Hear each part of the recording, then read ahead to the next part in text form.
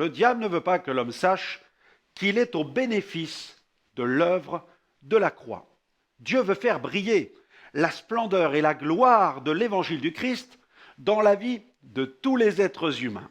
Le diable, quant à lui, veut jeter un voile de ténèbres sur l'intelligence des êtres humains afin de les tenir à distance de l'évangile de Christ. Il œuvre de telle manière à troubler les esprits, voiler l'intelligence et la compréhension du message de l'évangile, du message de Dieu. Pas étonnant que Jésus l'ait présenté comme le voleur de la bonne semence. Regardez dans Matthieu chapitre 13, Matthieu 13 verset 19, Jésus dit « Lorsqu'un homme écoute la parole du royaume et ne la comprend pas, le malin vient, il enlève ce qui a été semé dans son cœur. Cet homme est celui qui a reçu la semence le long du chemin. » Il n'a surtout pas intérêt, le diable, à ce que l'homme entende l'évangile de Dieu, car cet évangile contient le message de la croix, et celui-ci annonce clairement la défaite du diable et la victoire de Jésus. La croix est le symbole de la défaite du diable. La Bible affirme que les forces de ténèbres sont vaincues à cause de l'œuvre que Jésus a accomplie sur la croix. Dans Colossiens chapitre 2 verset 15, l'apôtre Paul écrit ceci. Jésus, il a dépouillé les dominations et les autorités et les a livrées publiquement en spectacle en triomphant d'elles par la croix. L'Évangile proclame que notre ennemi Satan est un ennemi vaincu. Alléluia. Dans un pays qui était fortement influencé par la sorcellerie, le missionnaire Lester Sumrall raconte qu'il fut invité à proclamer la bonne nouvelle dans un village où vivaient des indigènes. Alors qu'il approchait du village, il a remarqué qu'un sorcier se tenait sur le bord de la route et qu'il accomplissait toutes sortes d'incantations. Il en appelait aux forces de ténèbres afin de contrecarrer les projets d'évangélisation du missionnaire. Mais l'homme de Dieu ne s'est pas laissé décourager pour autant. Il a ralenti son véhicule, il s'est garé sur le bas-côté de la route. Il est descendu et il s'est approché du sorcier qui, visiblement, était animé de mauvais esprits. Ses yeux étaient comme exorbités. Face au sorcier, le missionnaire s'adressa aux puissances qui animaient cet agent des ténèbres. Il a dit « Au nom de Jésus, sors de cet homme démon !» Soudain, le sorcier tomba à terre. Les démons se mirent à le secouer avec une grande violence. Le serviteur de Dieu reprit place dans son véhicule, continua sa route et entra dans le village. Tard dans la soirée, devant des centaines de villageois, le prédicateur proclama la bonne nouvelle. L'auditoire était très attentif. Les cœurs furent vivement touchés et le Seigneur confirma sa parole par des signes, des miracles et des prodiges. La réunion terminée, on a mené le missionnaire dans une case où un lit lui avait été préparé. L'homme de Dieu a pris place sur le bord du lit pour reprendre ses forces. La réunion avait été tellement intense, il était exténué. Il avait besoin de reprendre son souffle, il avait besoin de repos, il lui fallait renouveler ses forces. Mais brusquement, un vent puissant, un vent tourbillonnant est entré par la fenêtre de sa case et s'est mis à secouer tout ce qui se trouvait dans la pièce. Le lit du missionnaire, qui était appuyé contre le mur de la chambre, fut comme tiré par une main invisible vers le centre de la pièce. À ce moment-là, Lester Sumrall comprit que ce vent n'était pas un vent d'origine naturelle, mais plutôt d'origine surnaturelle, et dans le cas présent, d'origine satanique. Il comprit alors que les sorciers de la région s'étaient ligués contre lui et qu'ils étaient bien décidés à le faire partir. Mais c'était mal connaître cet homme de grande expérience. Il se dressa au beau milieu de sa chambre et prit autorité sur les forces de ténèbres qu'il réprima. Il leur commanda de quitter sa chambre, mais avant cela, il exigea de l'ennemi qu'il remette son lit à sa place. Le lit fut une nouvelle fois secoué violemment, et il reprit place contre le mur. Le vent quitta la pièce de la même manière qu'il était entré. L'Évangile triompha des ténèbres. En proclamant le nom de Jésus devant les forces des ténèbres, le missionnaire avait agité la bannière de la croix. Une fois encore, la croix mit l'ennemi en fuite. La croix. La croix est le symbole de la victoire de Jésus. Dans Hébreux chapitre 12, verset 2, l'auteur écrit ceci concernant Jésus. Au lieu de la joie qui lui était proposée, il a supporté la croix, méprisé la honte et s'est assis à la droite du trône de Dieu. Le diable ne veut pas que l'homme entende parler du message de la croix, car lorsque nous parlons de la croix, nous parlons de la victoire du Christ. Pour les chrétiens authentiques, la croix n'est pas le symbole d'une défaite, non, elle est le symbole de la victoire totale de Jésus sur les forces adverses. La prédication de la croix fait trembler les légions sataniques. En mourant sur la croix, Jésus est allé planter son étendard, celui du royaume de Dieu, dans le camp même de notre ennemi. En nous tournant vers la croix, n'oublions jamais que nous nous plaçons sous la bannière de la victoire de Jésus sur les légions démoniaques, contre ces forces qui cherchent à nous tourmenter, qui nous oppressent et tentent de nous faire chuter pour que nous mordions la poussière. Ces puissances de ténèbres s'acharnent contre les hommes pour les faire pécher et les faire tomber dans toutes sortes de vices et de passions. Elles poussent l'homme dans la perversité et le désordre. Mais lorsque nous nous plaçons sous la bannière de la croix, nous nous plaçons sous la bannière de celui qui a le pouvoir de nous rendre parfaitement libres.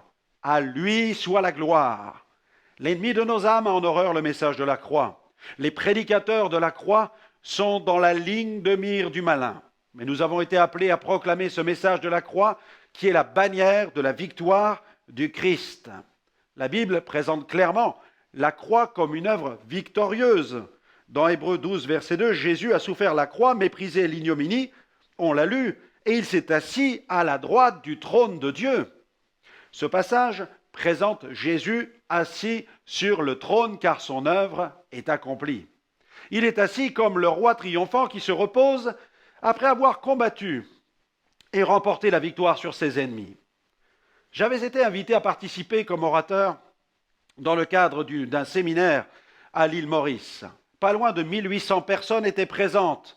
Tout au long de la journée, des enseignements étaient dispensés par les différents orateurs et je venais de traiter dans le cadre de la réunion plénière le caractère du leader. Tout l'auditoire était en prière. Le Saint-Esprit agissait d'une manière tellement merveilleuse. Des serviteurs étaient à genoux et se plaçaient devant Dieu. D'autres se tenaient, ils s'étaient levés pour aller se réconcilier avec un frère ou avec un collègue. D'autres encore s'étaient mis en groupe et priaient ensemble. L'atmosphère était vraiment spirituelle. Et c'est à ce moment-là qu'une femme est entrée incognito dans l'assemblée. Elle souffrait d'une maladie très grave. Elle était condamnée par la médecine. Malheureusement, ou plutôt heureusement, elle s'était trompée dans les horaires et elle était arrivée en retard. Ayant appris que j'étais là, elle pensait qu'il s'agissait d'une réunion d'évangélisation au cours de laquelle j'allais prier pour les malades en imposant les mains.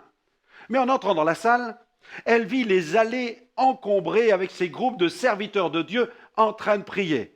Elle m'aperçut de loin.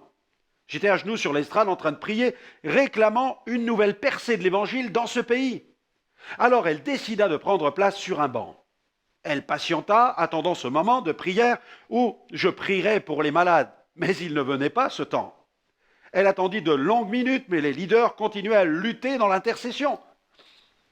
Et elle vit à côté d'elle un pasteur qui s'était mis à genoux devant un banc. Cet homme priait. Elle décida alors de faire la même chose et se mit, elle aussi, à prier. Elle s'approcha de Dieu pour demander pardon pour tous ses péchés. Elle lui demanda aussi de poser sa main sur son corps malade.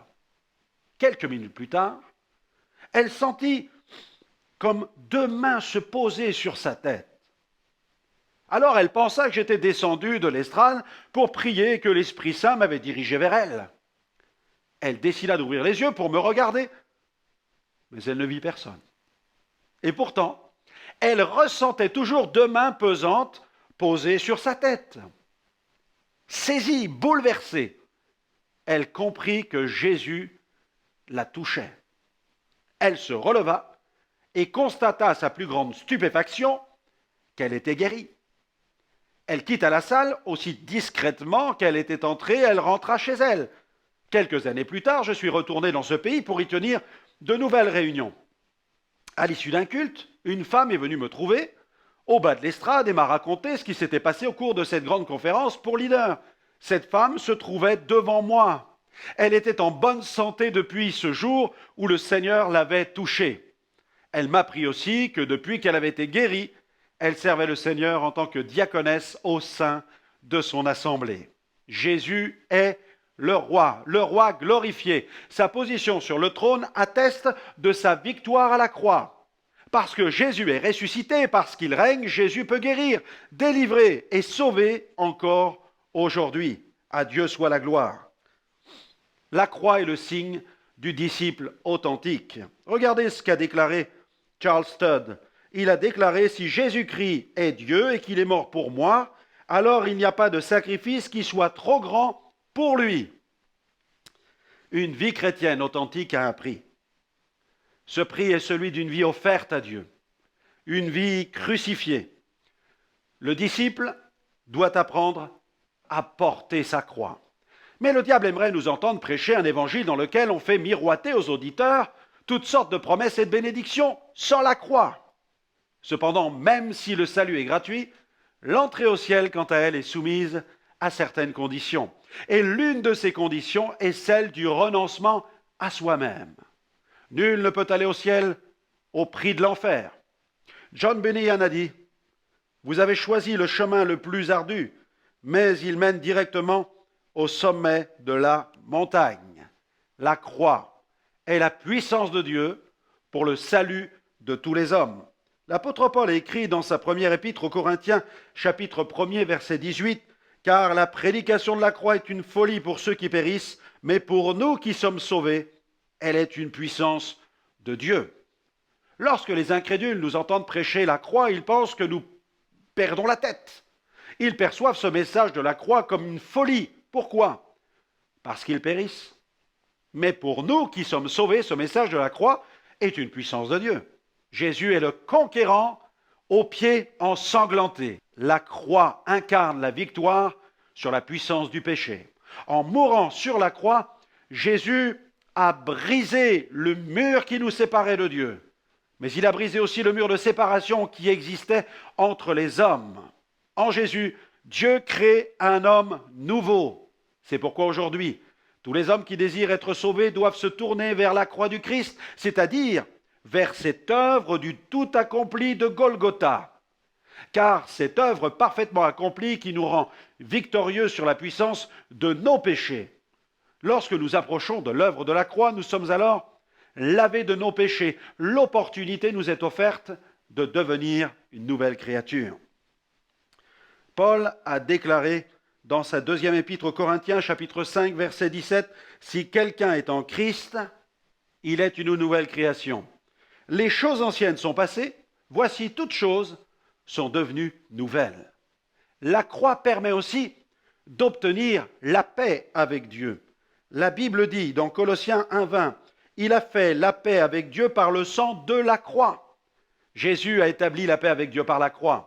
La croix nous permet de faire la paix avec Dieu, quels que soient nos péchés, quels que soient nos fardeaux. Jésus est le seul qui puisse nous en délivrer. Il est le seul qui ait donné sa vie pour nous. Jésus n'a pas triomphé de nos ennemis avec des mains armées. Il a triomphé avec des mains percées. La croix nous permet aussi de faire la paix avec nous-mêmes.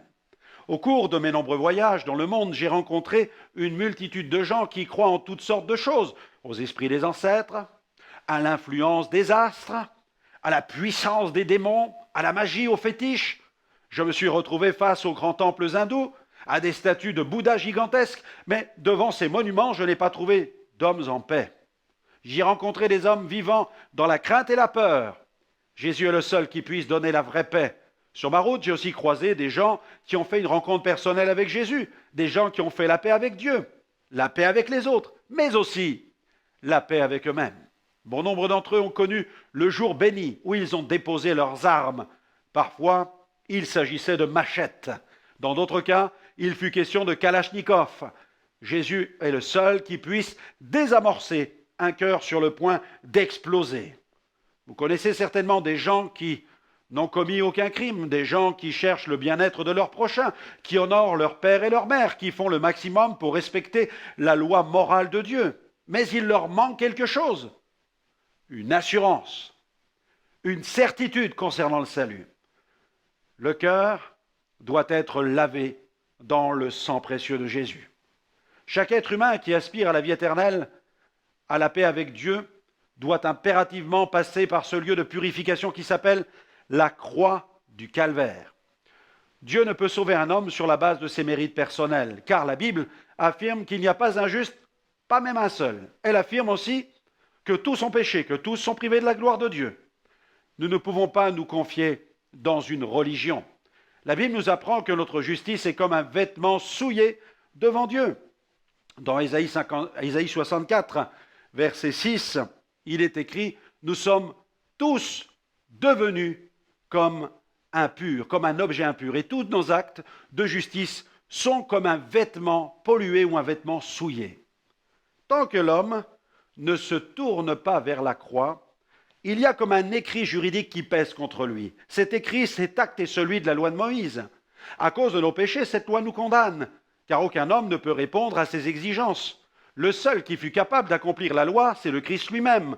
Et en mourant sur la croix, Jésus a cloué l'acte qui nous condamnait. Dans Colossiens 2, versets 14 à 15, Paul écrit « Il a effacé l'acte dont les ordonnances nous condamnaient et qui subsistait contre nous. Il l'a détruit en le clouant à la croix. Il a dépouillé les dominations et les autorités, les a livrées publiquement en spectacle, en triomphant d'elles par la croix. » Jésus, la parole faite chair, a cloué l'acte mosaïque. Il a payé mes dettes en donnant sa vie en rançon pour chacun d'entre nous. L'œuvre de la croix nous a délivrés de la malédiction de la loi. La Bible dit dans Galates 3, verset 13, que Jésus nous a rachetés de la malédiction de la loi, étant devenu malédiction pour nous, car il est écrit « Maudit soit celui qui est pendu au bois ». Pour être délivrés de la malédiction de la loi, il nous faut nous tourner vers la croix, lieu dit où nous pouvons puiser la justice divine.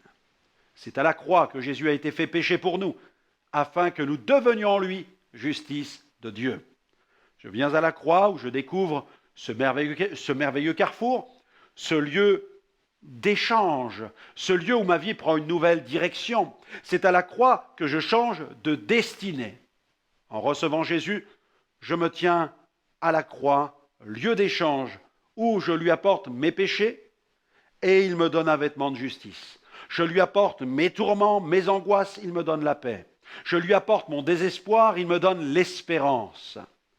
Je lui apporte ma culpabilité, il me donne la sécurité. Je lui apporte ma mort spirituelle, il me donne la vie éternelle. Quel endroit merveilleux que celui de Golgotha, quel message puissant que celui de la croix. Dieu donne un rendez-vous divin, l'humanité, au lieu dit nommé Golgotha. C'est à cet endroit que le Seigneur nous délivre du règne du péché pour nous combler de la vie abondante de Jésus.